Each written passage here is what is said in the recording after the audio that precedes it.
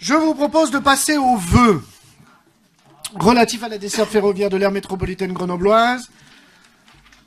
Tout le monde a bien en tête les éléments et je ne vais pas relire, évidemment, tout simplement, je dirais le contexte et l'introduction, si ce n'est que de rappeler que dans le cadre des Assises nationales de la mobilité, le président de la République, Emmanuel Macron, et la ministre des Transports, Elisabeth Borne, ont exprimé la volonté de prioriser les mobilités du quotidien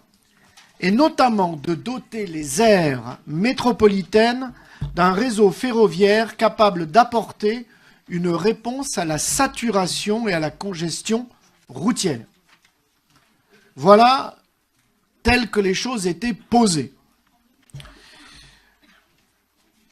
À cela, la publication, le 1er février dernier, tout récemment, du rapport du Conseil d'orientation des infrastructures qui est présidé par Philippe Duron,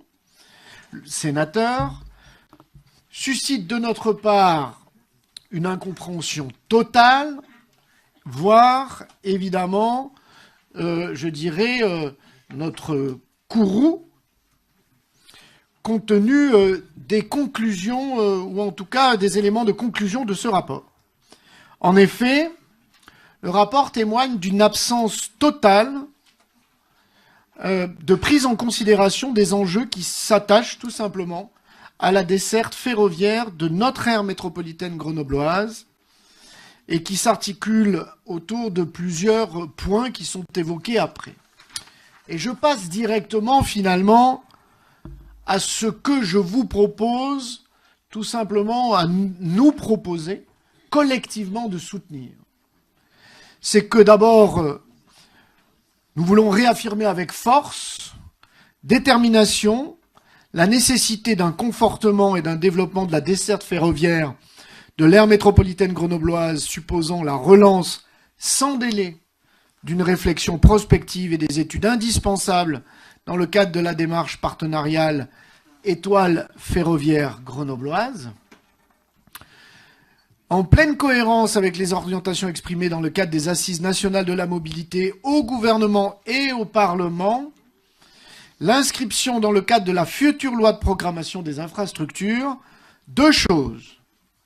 La première, c'est l'amélioration de la liaison ferroviaire Grenoble-Lyon et par là même de Grenoble-Paris,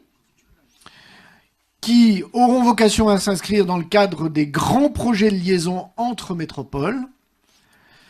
qui est un objectif stratégique identifié par le rapport du Conseil d'orientation des infrastructures. Et enfin,